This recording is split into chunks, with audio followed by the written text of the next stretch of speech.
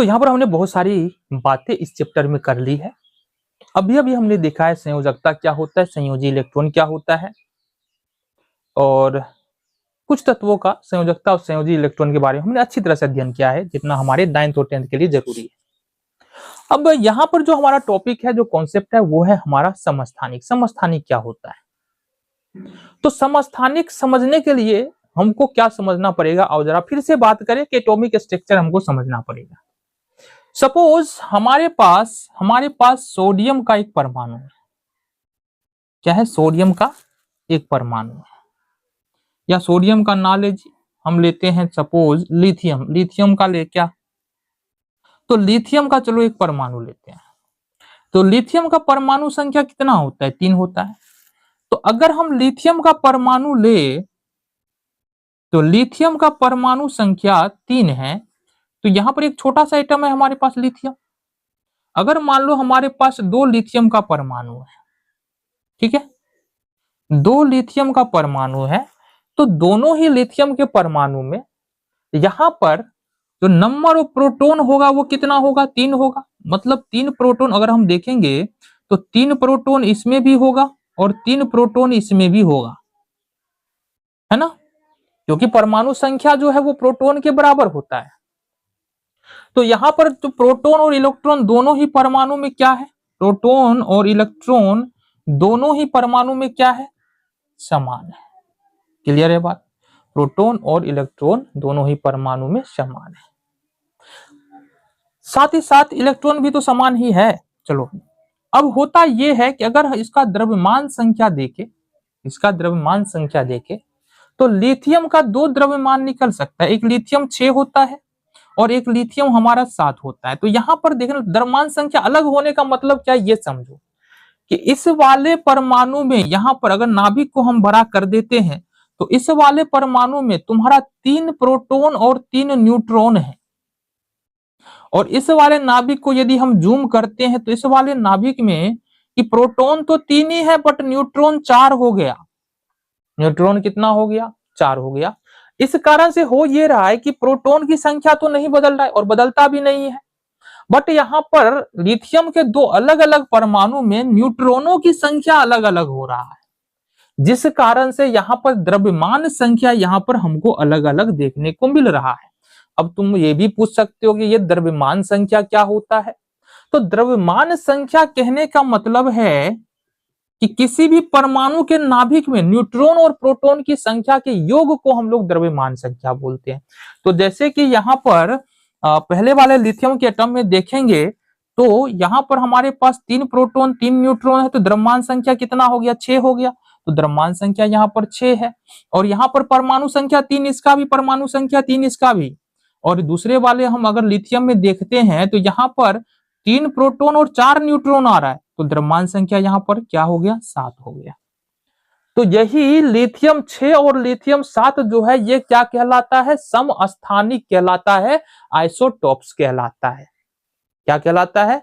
Isotopes कहलाता है। आगे आ जाओ, कुछ और उदाहरण हम बात कर लेते हैं। जैसे हम बात करें, ये तो हो गया पहला उदाहरण। जैसे हम बात करें ऑक्सीजन के बारे में, तो सपोज हमारे पास ऑक्सीजन है। अच्छा, हम चूंकि हमारा ये बड़ा हो जाएगा, ऑक्सीजन ले लेते हैं। ये ऑक्सीजन के 3 परमाणु है। कितने परमाणु है? 3 परमाणु है। ठीक है जी।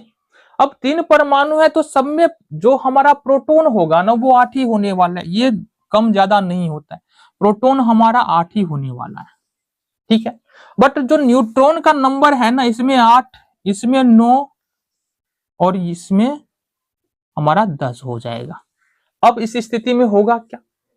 ये ऑक्सीजन जो है हमारे पास, ये निकला 8 16। ये ऑक्सीजन जो है ये बन गया हमारे पास 8 17। ये ऑक्सीजन बन गया हमारे पास 8 18। अब समझो 8 16 8 17 8 18 का मतलब क्या है?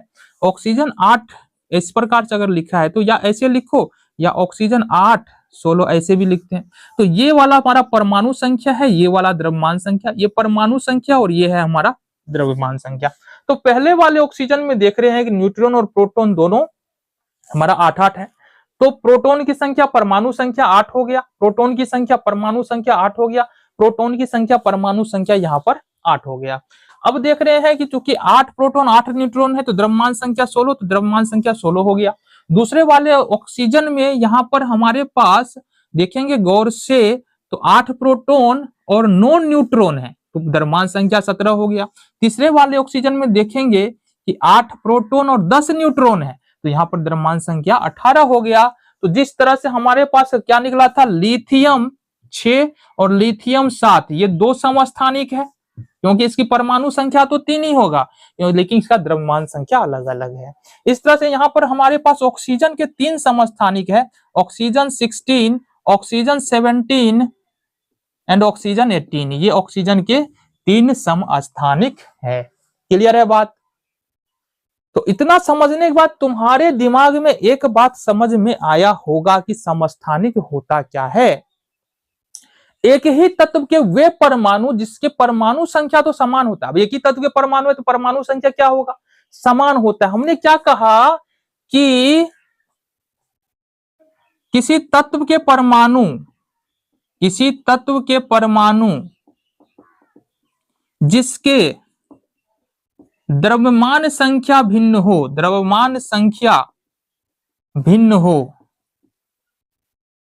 हो उसको हम लोग बोलते हैं समस्थानिक। किसी तत्व के परमाणु, तत्व मतलब एक ही तत्व के परमाणु जिसके द्रव्यमान संख्या अलग अलग हो, वे सब क्या कहलाते हैं, समस्थानिक कहलाते हैं। समस्थानिक का द्रव्यमान भिन्न क्यों होता है, क्योंकि हमने बताया कि यहाँ पर नंबर ऑफ प्रोटॉन जो है ना वो अलग अलग परमाणु में अलग अलग हो जाता है, जिससे द्रव्यमान संख्या अलग अलग होता है। प्रोटॉन नहीं बदलता है, इलेक्ट्रॉन नहीं बदलता है, बट यहाँ पर न्यूट्रॉन की संख्या बदल रहा है, और न्यूट्रॉन की संख्या बदलने के बाद जो यहाँ पर है हमारा क्या बदल रहा है, यहाँ पर द्रव्यमान संख्या बदल रहा है।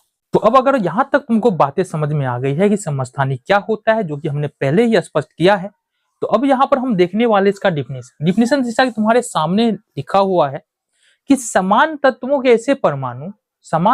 ऐसे परमाणु जिसकी द्रव्यमान संख्या समान नहीं होती है, अलग अलग होती है। जनरली होता क्या है ना, अगर तत्व समान है तो द्रव्यमान संख्या भी क्या होगा, समान होगा।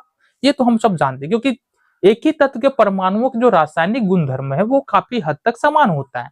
तो एक ही तत्व के परमाणु के द्रव्यमान संख्या भी समान होता है, लेकिन कुछ कुछ परमाणु ऐसे होते हैं एक ही तत्व के जिनकी द्रव्यमान संख्याएं अलग अलग होती है।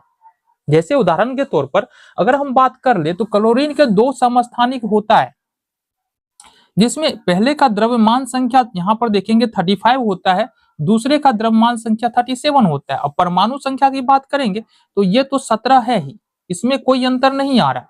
तो यहाँ पर हम देखेंगे कि अंतर किसमें आ रहा है, तो अंतर इसमें आ रहा है कि यहाँ पर घटा दो द्रव्यमान संख्या में से ये अगर परमाणु संख्या घटाओ या प्रोटोनों की संख्या घटाओ तो जो नंबर मिलेगा वो तुम्हारा न्यूट्रॉन की संख्या है।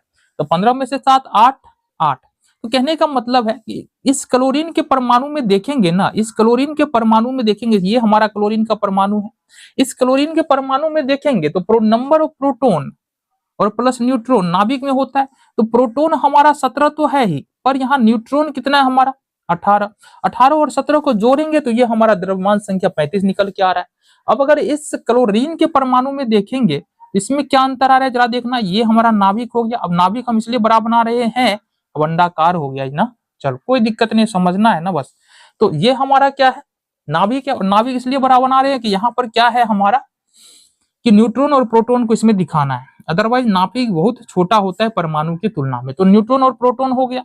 अब यहाँ पर प्रोटॉन तो 17, परमाणु संख्या 17, मतलब प्रोटॉन हमारा कितना होगा 17 होगा। यहाँ घटाओ 7 में 7 0, 3 में से 1 2। तो यहाँ पर नंबर ऑफ न्यूट्रॉन कितना है 20 है। 20 और 17 कितना हो जाएगा 37 हो जाएगा। तो कहने का मतलब है जो समस्थानिक होता है ना उसमें प्रोटोनों की संख्या बराबर होगा, है ना। हमने क्या कहा, समस्थानिक के अंदर में प्रोटोनों की संख्या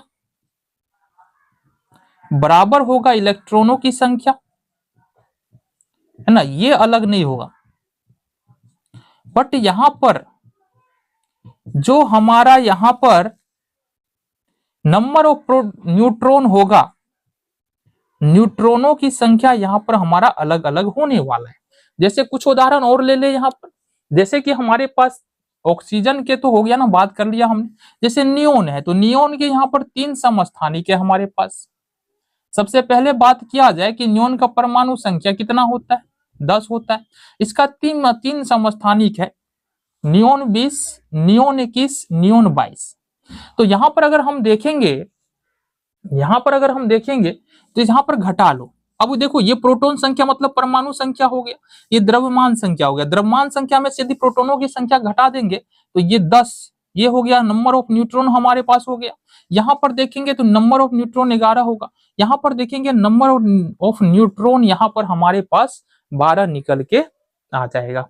तो ये तुम्हारा हो गया समस्थानिक। और भी होता है, हाइड्रोजन के 3 समस्थानिक होता है। हाइड्रोजन, देखो हाइड्रोजन का परमाणु संख्या तो एक ही है ना।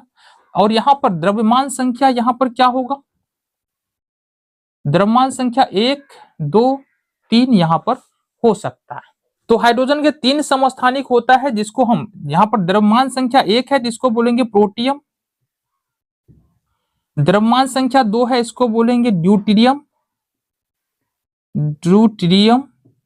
और द्रव्यमान संख्या 3 है इसको बोलेंगे ट्राइटियम।